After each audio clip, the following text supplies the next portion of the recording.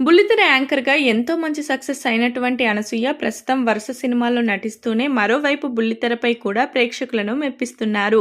ఇక ఈమె పలు సినిమాలో కీలక పాత్రల్లో నటించడమే కాకుండా ఈమె ప్రధాన పాత్రల్లో కూడా మరికొన్ని సినిమాల ద్వారా ప్రేక్షకుల ముందుకు వస్తున్నారు.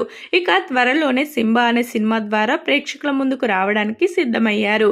ఈ క్రమంలోనే ఇటీవల ఈ సినిమా నుంచి ట్రైలర్ విడుదల చేశారు. ఈ ట్రైలర్ లాంచ్ కార్యక్రమంలో భాగంగా అనసూయ మీడియా సమావేశంలో పాల్గొన్నారు. ఈ క్రమంలోనే రిపోర్టర్ అడిగిన ప్రశ్నలకు ఈమె తనదైన శైలిలో సమాధానం చెప్పారు. ఈ క్రమంలోనే ఒక రిపోర్టర్ అనసూయని ప్రశ్నించారు. ఇటీవల కాలంలో మీరు ఎక్కువగా సినిమాలను రిజెక్ట్ చేస్తున్నారని తెలుస్తుంది. కారణం ఏంటని ప్రశ్నించారు.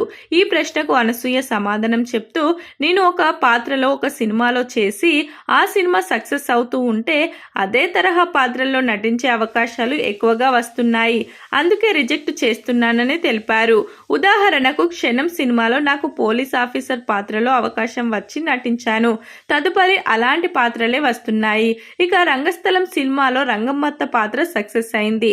తదుపరి అలాంటి పాత్రలే వస్తున్నాయి.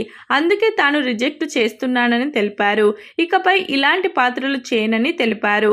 తాను ఇలా సినిమాలను రిజెక్ట్ చేయడానికి కారణం లేకపోలేదు.